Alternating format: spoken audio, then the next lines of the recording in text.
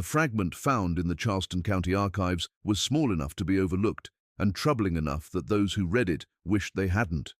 A single page, dated March 1848, warped by water and sliced cleanly where words once continued.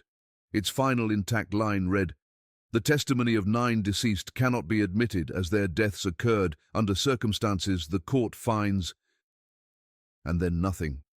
The cut edge was too precise, too deliberate, a surgical removal meant to ensure whatever followed would never surface again. For decades, historians tiptoed around the document like it carried a sickness. They suspected its missing portion hid something the county had once wanted to forget, something the ancestors of polite Charleston families hoped would stay swallowed by time. The page hinted not at a mystery, but at a truth so corrosive that even whispering it felt like stepping onto sacred ground and crushing the grass beneath your feet. Across 13 other ledgers preserved from the same period, 9 death certificates appeared with devastating symmetry, all filed within 72 hours, all listing the same plantation as the place of death, all signed by the same physician, and each one stamped with a single chilling word under cause: executed. Plantation overseers were meticulous record keepers, but the ledgers from Ashborne Plantation, located 12 miles inland from Charleston, carried a peculiar violence in the way those 9 names had been crossed out. Thick strokes of red ink carved across each entry, as though their erasure was more important than their existence. They weren't transferred. They weren't sold. They weren't worked to death in the rice fields. They had been removed from the world in one calculated sweep, as if their voices carried something too dangerous to remain alive. What crime could 9 enslaved men commit at the exact same moment to justify simultaneous death? What shared knowledge could terrify a man of status enough to orchestrate such perfect elimination? Those questions lingered long after explanations faded, and those who dared to investigate found themselves unsettled not by the brutality of the killings — brutality was the foundation of slavery — but by the precision. This wasn't rage, this wasn't panic, this was surgical, coordinated, executed with the cool mind of someone protecting a truth that needed 9 graves to conceal it.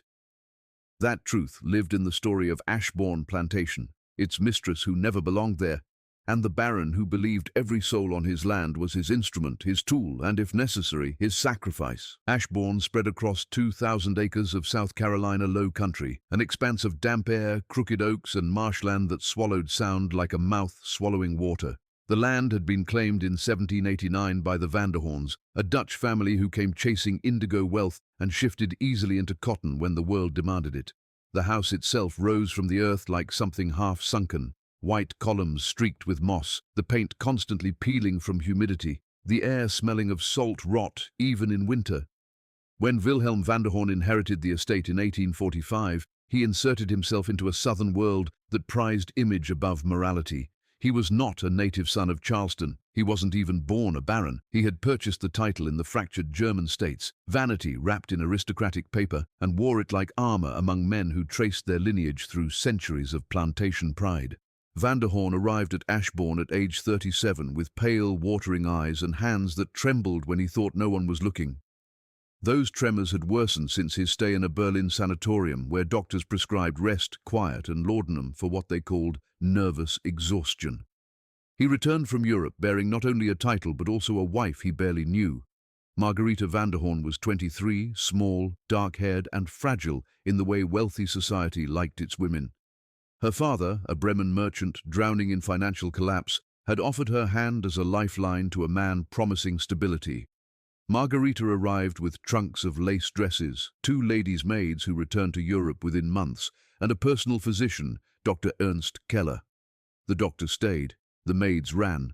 That alone said something about the atmosphere inside Ashbourne's white walls. Margarita suffered from chronic ailments that 19th-century medicine struggled to diagnose. Her body betrayed her with relentless pain, and Dr. Keller answered with his arsenal of sedatives, laudanum, tinctures, herbs that dulled her into a drifting haze. The baron's concern wasn't her well-being, it was her womb, her ability to produce an heir.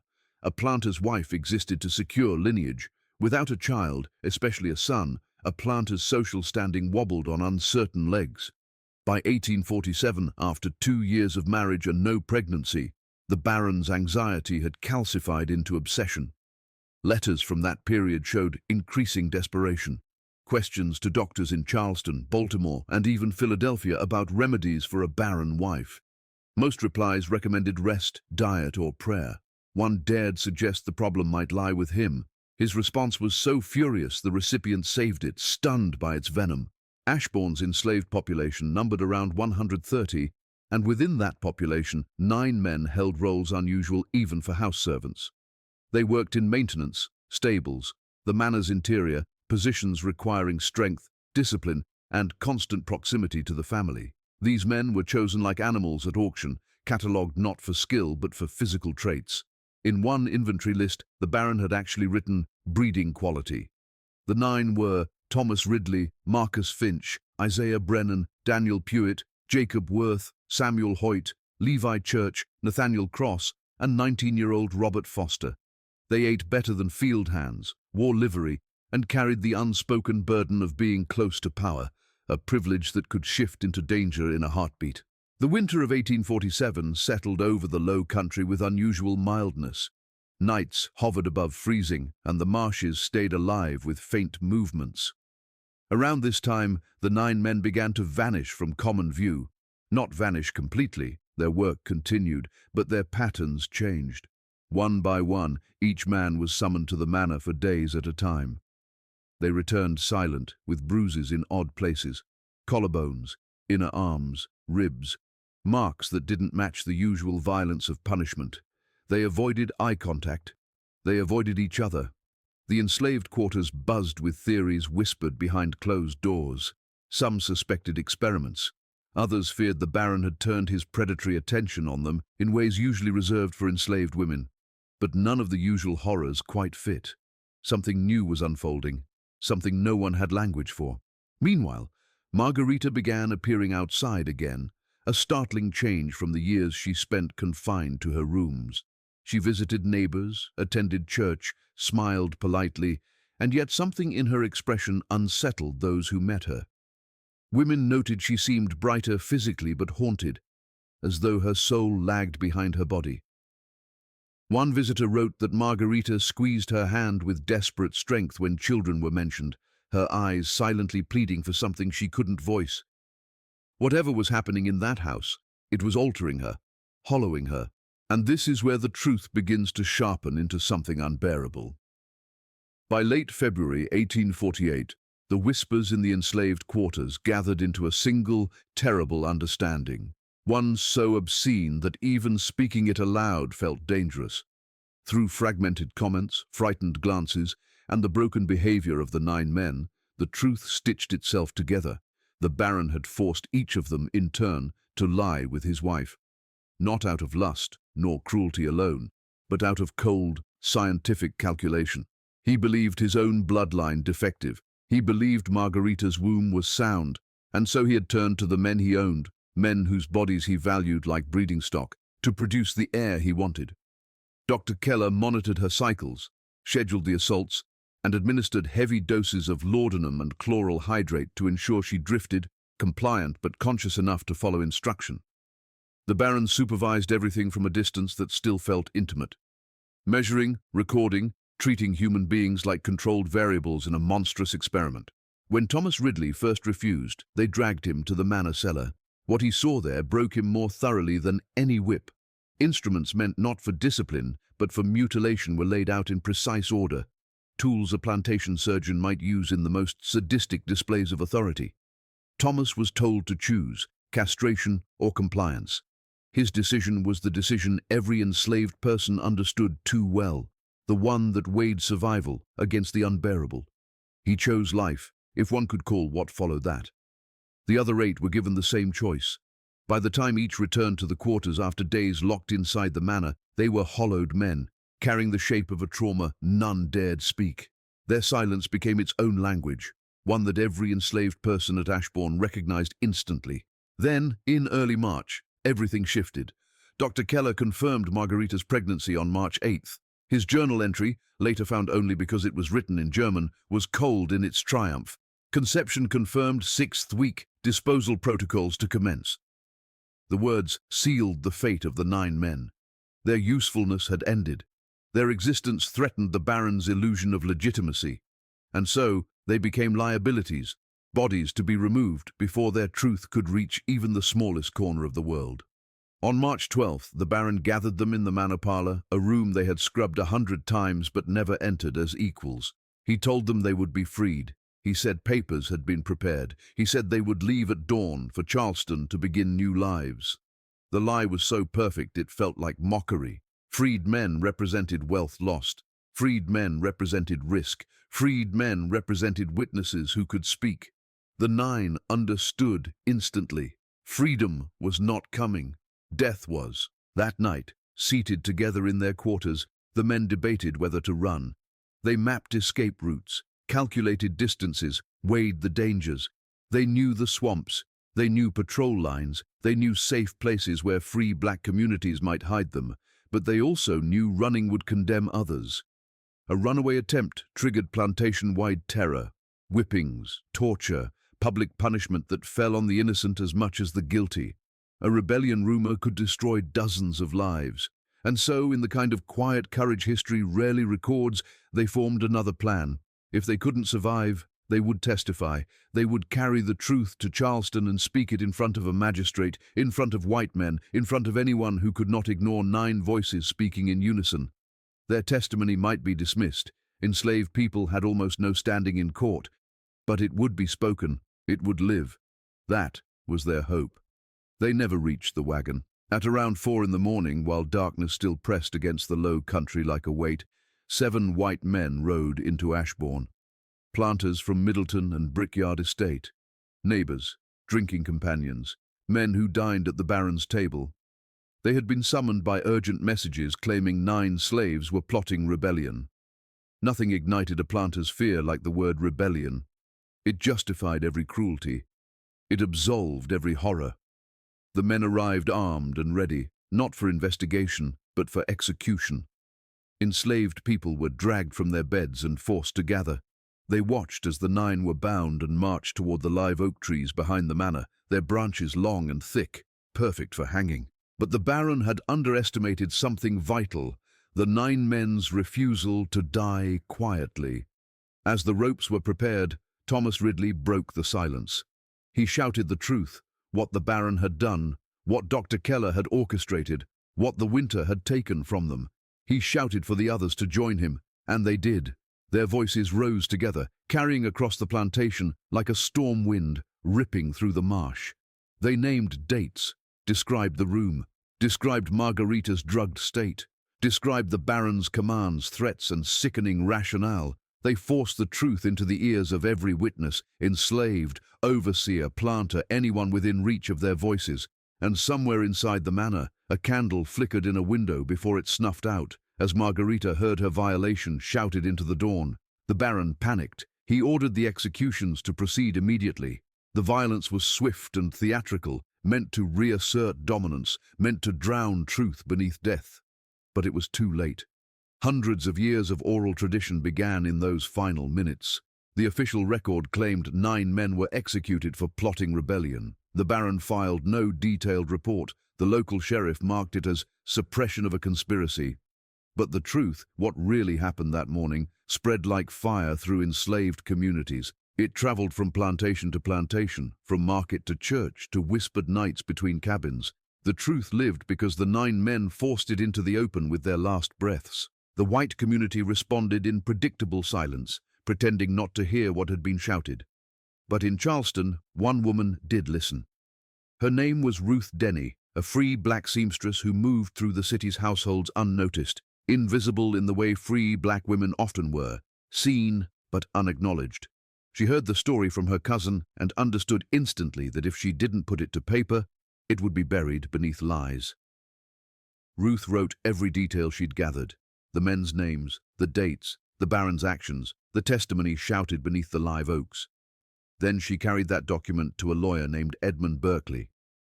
Berkeley was not a hero by intention. He was part of the same system. He owned 2 enslaved people himself, but he believed the law should at least pretend to be just. Ruth waited hours outside his office, refusing to leave. When he finally read her document, something in him shifted. The facts laid before him were too structured, too specific, too coherent to dismiss. He agreed to investigate, not out of moral righteousness, but out of fear of what it meant if planters could do anything without consequence. His decision would cost him everything. Berkeley's investigation began quietly, almost cautiously, as though he feared the truth might bite. He visited apothecaries in Charleston, requesting purchase logs associated with Dr. Ernst Keller. What he found chilled him. Quantities of laudanum, chloral hydrate, and other sedative compounds far exceeding what any single patient would ever require. These were not therapeutic amounts. These were control amounts, meant to keep someone subdued for weeks at a time. He uncovered another strange record: 9 sets of iron restraints purchased in January 1848. They were not typical plantation shackles. These were smaller, narrower, meant for controlled medical confinement. Then he discovered something that made the hair on his arms rise. A free black carpenter, Moses Green, had been hired to install heavy locks on an interior ground-floor room at Ashborne. Locks that secured from the outside. Locks that were unnecessary unless someone inside needed preventing from leaving. When Berkeley approached Ashborne in April 1848, he expected resistance. He did not expect the Baron's brazen confidence. Wilhelm Vanderhorn greeted him with rehearsed indignation, insisting nothing unusual had occurred. Yes, 9 slaves had been executed. Rebels, he claimed. Yes, neighbors had assisted.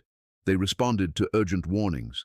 Yes, the men had shouted accusations, but desperate slaves always lied. Berkeley attempted to push further. He asked to speak with Margarita. The Baron refused instantly, claiming she was confined to bed, too ill for visitors. Berkeley pressed harder, pointing out she was a crucial witness. The Baron's demeanor shifted. His politeness slipped like a mask, revealing sharp teeth beneath. He warned Berkeley, calmly but unmistakably, that Charleston's elite protected their own, and that anyone challenging a planter's authority would quickly find himself excluded, punished, or worse. But Berkeley had found something the Baron hadn't anticipated. At the Charleston courthouse, he uncovered Keller's medical reference from Berlin, a letter describing Keller's studies in applied heredity and breeding optimization, early proto-eugenics. Coupled with the drug records and restraining devices, Berkeley realized the Baron's actions weren't spontaneous cruelty. They were planned, deliberate, scientific in the Baron's warped mind. Armed with this, Berkeley filed a formal complaint on April 18th. The moment the document hit the courthouse registry, Charleston society erupted. Some planters were outraged he dared question a white man based on black testimony. Others were deeply disturbed at the implications of a planter using enslaved men as breeding instruments upon his own wife. The idea violated Southern mythology at its core. White womanhood was sacred, untouchable. If the Baron had crossed that line, he had struck at the heart of planter identity itself. The court reluctantly agreed to a preliminary hearing. Not a formal trial, enslaved testimony was inadmissible, but a session to determine whether further investigation was warranted. The hearing was set for May 2, 1848. In the days leading up to it, the Baron mobilized every connection he had. Lawyers, ministers, fellow planters, newspapers. He framed the hearing as an assault on Southern order, claiming his property rights were being challenged by a radical conspiracy. Charleston society fractured between those eager to shield him and those horrified by the rumor that a white woman had been violated under her husband's orders. On the night before the hearing, the first blow struck. Someone broke into Berkeley's office, stole Ruth Denny's written testimony, and burned all related documents. Only the copies Berkeley kept at home survived. That same night, Ruth herself vanished. No investigation followed. Free black people disappeared often in southern cities. Authorities rarely bothered to search. The courthouse on May 2nd overflowed like a pot on a fire. Nearly 200 people crowded into a chamber meant for half that number. The air hung heavy with the mix of sweat, perfume, and tobacco. Berkeley spoke first, presenting the scraps of evidence he still had: drug purchases, medical restraints, carpenter testimony. His argument was careful and measured. He wasn't asking the court to believe enslaved men over their owner. He was asking them to consider whether the Baron's actions prior to the executions aligned with his story. Why had he purchased sedatives in bulk? Why restrain men in a locked room? Why would 9 men plot rebellion with no history of insubordination? The Baron's attorney, Clayton Merrick, was a master of performance. Tall, silver-haired, dripping with contempt, he framed the entire proceeding as an attack on property rights. To accept the possibility that enslaved testimony, even filtered through white witnesses, could trigger legal scrutiny would, in his words, invite chaos into every plantation boundary in the state. The 7 white men who'd witnessed the executions testified next. They repeated the same narrative. Rebellion plot discovered, urgent call from the barren, necessary violence to protect plantation and family. When asked if they heard the 9 men shout accusations about Margarita and forced breeding, they admitted it, but dismissed it as lies. Then Berkeley called Catherine Mills, Dr. Keller's former housekeeper. Her testimony cracked the room open. She'd seen drawings in Keller's journal, human figures measured like livestock.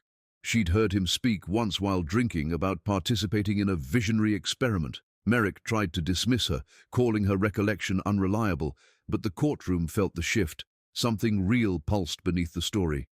And then Dr. Ernst Keller stood.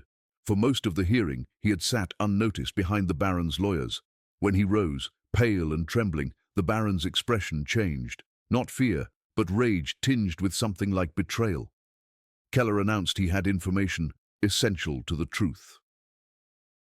Merrick tried to silence him, but Judge Winthrop permitted testimony. Keller's voice, thin at first, sharpened as he recounted why he had come to America. He'd believed he was treating Margarita's chronic ailment, but the Baron had something else in mind, something monstrous. He described being asked whether another man's seed could impregnate a woman. The Baron wanted control, not passion, not seduction, control. Keller described the year of suppressing Margarita's fertility, dosing her with compounds under false pretenses. Then he described December 1847, when the Baron revealed the full plan. 9 enslaved men, chosen for physical attributes, used in sequence while Margarita was sedated, monitored, and coerced. The courtroom dissolved into shock. Women gasped. Men swore. Even Judge Winthrop, usually stone-faced, looked shaken. Keller continued. He detailed the drugs administered, the cycles tracked, the restraints used, the Baron's obsession with producing a genetically improved heir. He confessed his guilt in facilitating rape of 9 men with no agency, rape of a woman rendered too drugged to understand. His voice faltered when he said the most terrifying line of the day, and the Baron intends to do it again. Margarita had conceived, but lost the child. The Baron considered the first attempt a learning experiment. He planned to start anew. At that, the Baron lunged to his feet. His lawyers restrained him as he accused Keller of perjury, claiming the doctor had fabricated everything to hide his own malpractice. But Keller had one last piece of evidence, a single journal page he'd hidden in his pocket, a record of Margarita's pregnancy confirmation containing details only the attending physician could know. When Judge Winthrop read it, a heavy silence settled across the courtroom, the kind of silence that feels like a held breath before a storm. The judge issued a ruling that satisfied no one yet preserved the system perfectly. The 9 deaths, he said, were legal, property punished for rebellion, but the allegations regarding Margarita warranted a separate inquest, set for May 16th, and the transcript ended with that now infamous line. The testimony of 9 deceased cannot be admitted as their deaths occurred under circumstances the court finds, followed by the clean, deliberate slice of missing words. What happened the night after the hearing was not a disaster of coincidence, but a sequence so synchronized it could only have been arranged by men determined to bury truth more thoroughly than they buried the 9 men of Ashborne. Dr. Ernst Keller returned to his boarding house on Queen Street at dusk. The landlady remembered his unease, how he barely touched his dinner, how his hands trembled as though the weight of his confession still clung to him. He retired early. Sometime between midnight and dawn, he died. The coroner called it heart failure. A man of 39 with no history of cardiac trouble, dead without struggle, without witnesses, without autopsy. Only his medical journals were missing, the same journals he said someone had already attempted to steal. By morning, the page he'd presented in court had vanished too. Keller had been silenced with the same precision the 9 men had been. That same night, while Charleston slept behind shuttered windows, Edmund Berkeley's home was violated. Thieves entered between 11 and 2, moving through his study like men who knew exactly what to look for. Every surviving document connected to Ashborne, apothecary logs, depositions, personal notes, was taken. Berkeley himself was struck with an iron object, fracturing his skull. He was found by his wife at first light, lying among torn papers and overturned lamps. Physicians saved his life, but not his mind. His injuries led to chronic pain, hallucinations, and memory loss. He never again practiced law with clarity. His slow decline lasted 2 years before death overtook him, leaving behind only the fragments his widow salvaged. At Ashborne, in those same dark hours, Margarita Vanderhorn collapsed into premature labor.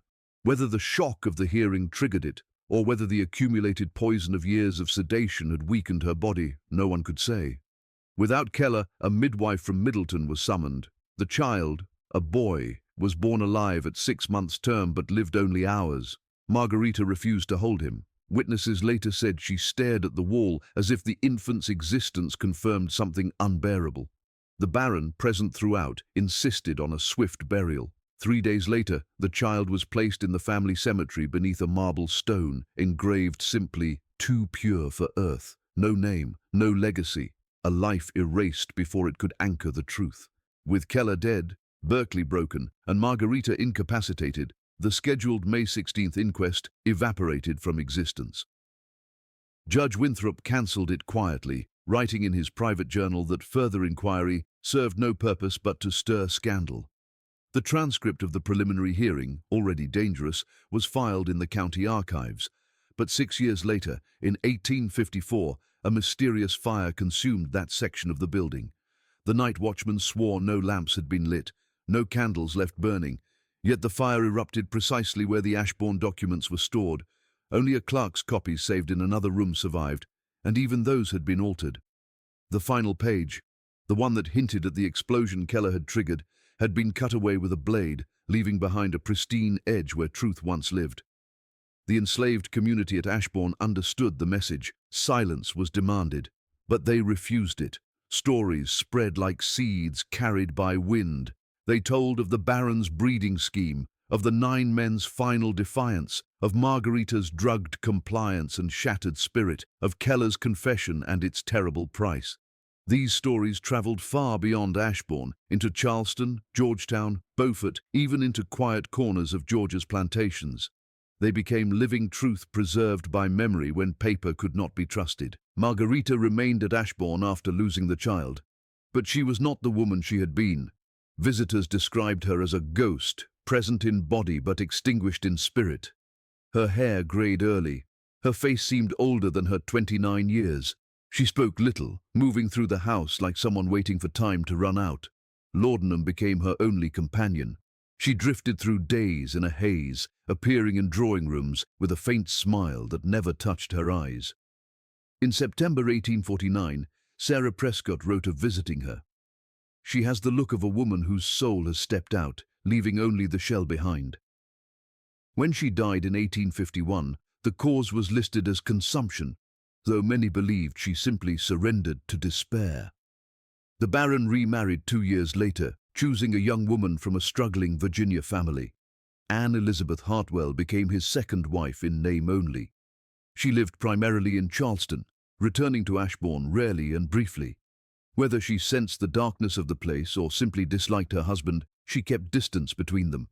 Their marriage produced no children, a detail that raised questions the Baron was careful to ignore. Meanwhile, enslaved families who had survived the horrors of 1847 to 48 were sold away. Some say the Baron could not bear their presence, others say he feared their knowledge. Either way, the original community of Ashborne dissolved into distant plantations, carrying with them the story he tried so hard to erase. By the 1860s, the estate existed in uneasy isolation. The Baron aged poorly. His hands shook violently. His mood swung between brooding silence and sudden fury. Union troops reached Ashborne in 1865, occupying the land and freeing the last enslaved people there. On April 23rd, the Baron was found dead in his study. A pistol lay beside him. The official ruling declared suicide, but rumors of murder clung to the air like humidity. Formerly enslaved workers offered no explanation. Some said he had ended his own life, unable to bear the collapse of the world he had crafted. Others suggested justice had finally reached him in the dark, when no one was watching. Anne Elizabeth inherited Ashborne, but she never returned. She sold the property to a Baltimore company whose attempts at agricultural revival failed. The land was abandoned. Freed families refused work there, whispering that the marsh carried voices and shadows that did not belong to the living. Eventually, the manor decayed like a body returning to soil.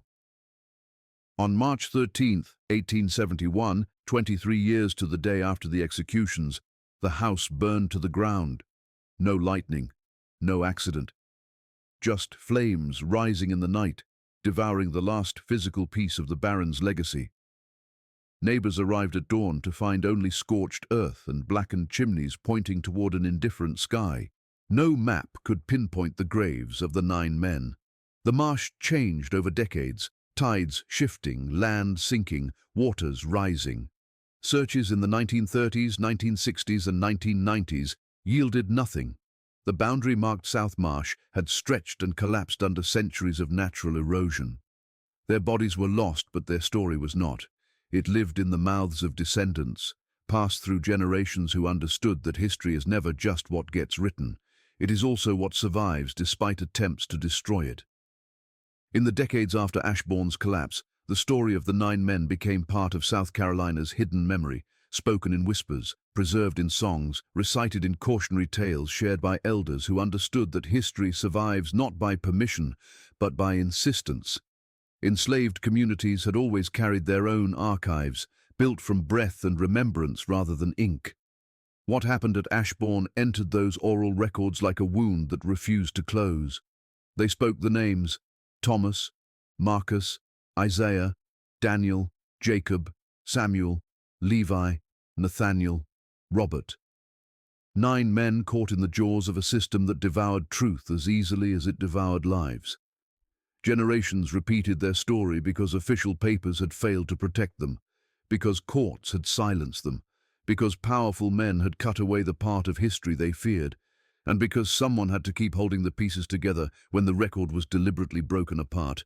By 1880, the freed children and grandchildren of those who had lived at Ashbourne still carried its ghost. They avoided the land even after it had been divided and sold.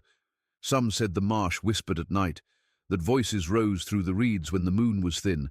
Others claimed they saw figures near the old boundary during fog-heavy dawns, shadows that did not move like the living. Whether superstition or spiritual truth, these stories reflected something real. The memory of violence clung to that place with a grip stronger than time. No white owner ever stayed long on the property. Fields failed, houses collapsed, workers fled. The land seemed to reject habitation as though it remembered what had been done upon it. In 1889, an anonymous book surfaced in Boston titled Legal Anomalies and Suppressions in Antebellum South Carolina Courts. It referenced a case from 1848 involving a barren, 9 enslaved men, and allegations of forced breeding. The account was brief but astonishingly accurate given how much evidence had been destroyed. The author wrote that the case threatened the very myths upon which Southern identity rested: the myth of the benevolent master, the myth of white purity, the myth of moral boundaries in a system built on ownership of flesh. He claimed the records were deliberately removed from archives to protect not only the Baron, but the institution of slavery itself. His words echoed what black communities had long known. The story was not simply about one monstrous man. It was about the corruption woven into the system, the ease with which entire counties could collaborate in erasing truth. Meanwhile, the last physical remnants of Ashbourne disappeared into the earth. By the early 1900s, the only structure left was the family cemetery, choked by vines and leaning tombstones. Margarita's grave lay beside the unnamed infant. Their stones cracked under decades of weather, inscriptions fading into illegibility. It was as though the land was determined to reclaim even the traces of those whose suffering had become the center of the plantation's horror. The graves of the 9 men, lost somewhere in the marsh boundary, were never found. Rainfall, tidal shifts, and advancing vegetation transformed the terrain so completely that not even ground-penetrating radar could locate them. Their resting place remained unmarked but not forgotten. The absence of their graves became its own symbol, a reminder that injustice seldom leaves tidy endpoints. The 9 men had been denied identity in life, denied justice in death, and denied the dignity of stone or soil to carry their names. Yet their story endured more fiercely than the Baron's carefully manicured legacy. As the 20th century unfolded, activists, historians, and descendants tried repeatedly to reconstruct the full narrative. In the 1960s, during the civil rights movement, interest surged. Black communities across the South collected oral histories, understanding that the written archive was never neutral. In these projects, Ashborne resurfaced again and again, an example of the lengths to which white supremacy would go to preserve itself, even at the expense of truth. In the 1990s, scholars from the University of South Carolina launched a formal investigation, combining archaeology with oral tradition. Though they found no graves, they uncovered fragments of burned wood, nails melted by extreme heat, and pieces of marble likely belonging to the manor's floor. They determined the 1871 fire had reached temperatures near the point of structural disintegration, far hotter than a typical accidental blaze. It suggested accelerants, deliberate ignition, or a fire fed by layers of old pine dried into near kindling.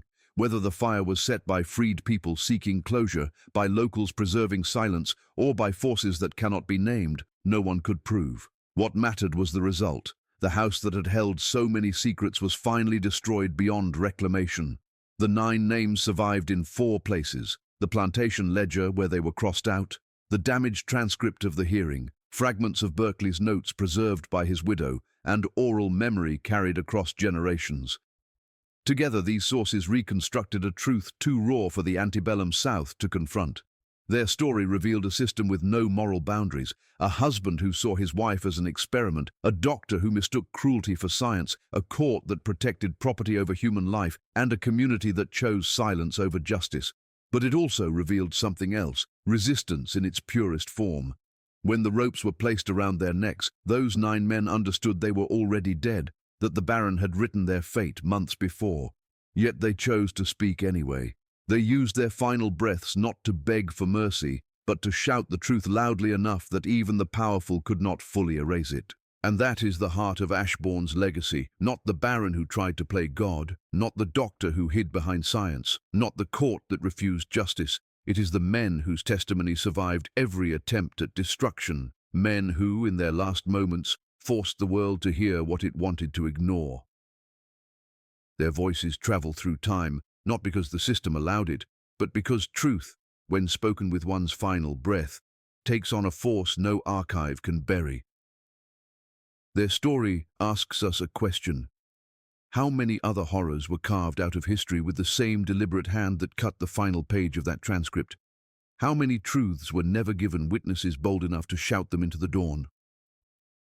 The story of Ashborne Plantation stands as a reminder that the darkest chapters of history are often those someone tried hardest to erase, and that remembering, truly remembering, is an act of defiance against that erasure.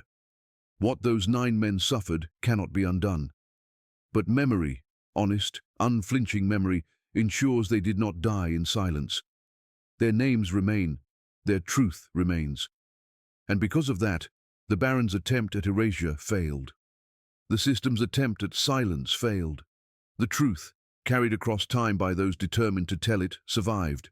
And now, so do they.